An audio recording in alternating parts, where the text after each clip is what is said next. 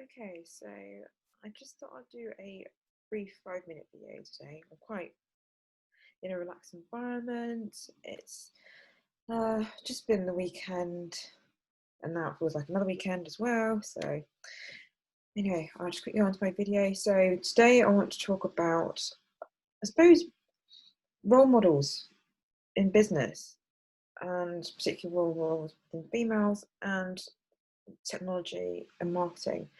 So, when I was growing up, so that was suppose in 2000s, during school there wasn't many role models in terms of, okay, when looking at big businesses, who are, I suppose, like CEOs or other job roles that you could be done. So uh, for me, growing up, it was a very male dominated environment where men kind of pursued as, oh, you have the career options, whereas women, you're told to settle down, you're told to have children, you're told to have houses, and you're not told to really have that much autonomy.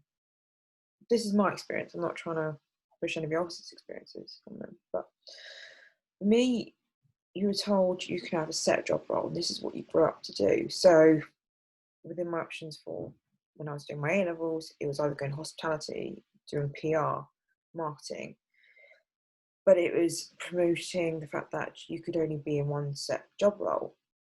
And there wasn't many, I suppose, people to look up to for progression in that sort of job role.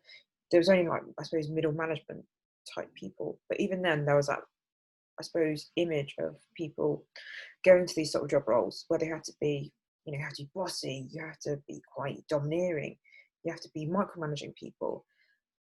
But as you grow up with your career, you realize actually this type of mentality is not helpful. It's not helpful for your environment, I suppose, your own personal health. It's not helpful for job progression, and it really knocks your confidence. I've had some bad managers in the past in terms of, they've been micromanaging, very domineering, very blame orientated, and you come back really frustrated. And I don't want to become one of these people that are frustrated or bitchy or, I think for us females, we have to kind of be a bit more, use our skills in a new way. So we don't have to be this whole domineering personality or micromanaging people.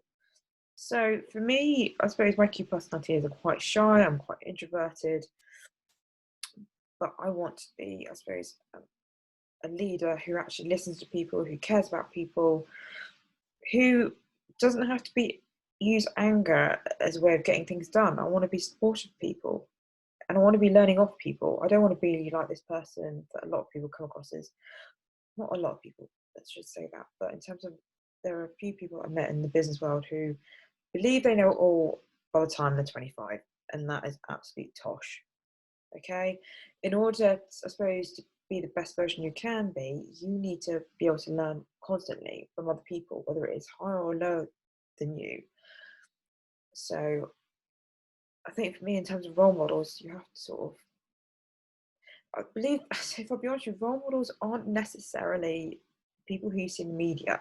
You know, being pushed as a woman now, you feel like, okay, then you see pushed as all these, celebrities and stuff. They're not role models. I would hate to have a life like them. It's all fake. It's not real.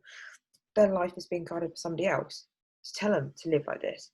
My roles are people who live, around me every day.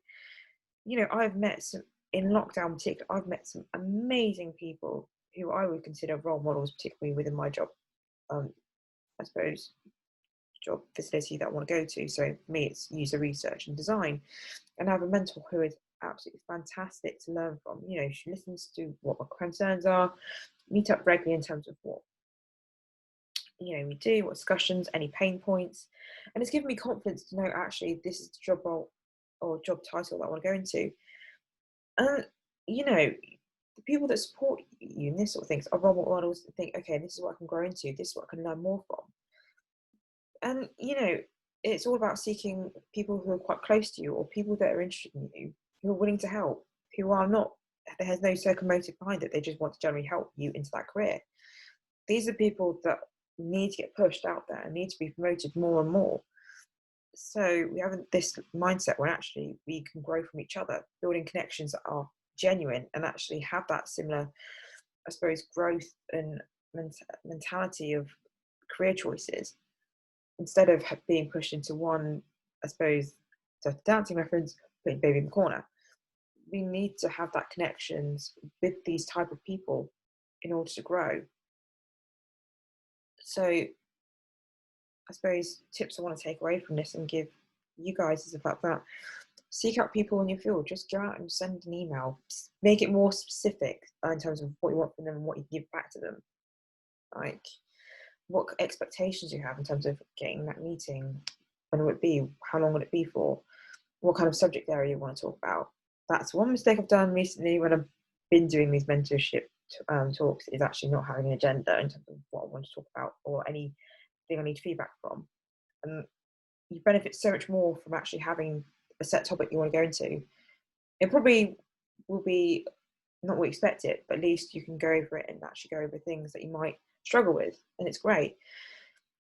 So I suppose another thing would be in terms of have that map in terms of who you want to aim at and why, and kind of how to build up those connections. Because if I'll be honest with you, like other people, I have several people that I want to aim at and sort of gain that experience from and gain that knowledge from and gain that advice.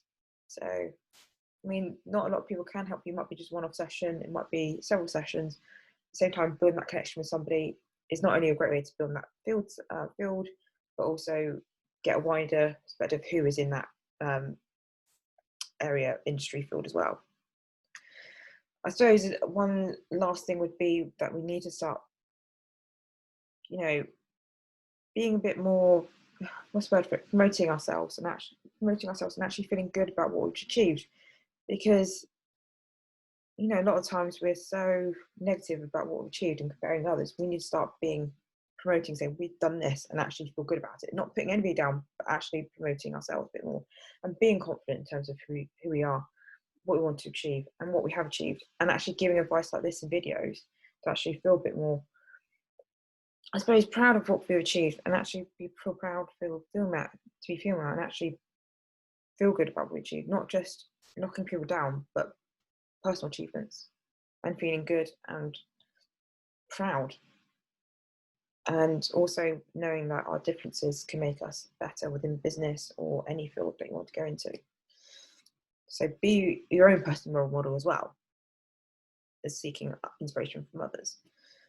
So that's my video for today. Thank you very much, and I shall speak to you guys next week. Bye for now.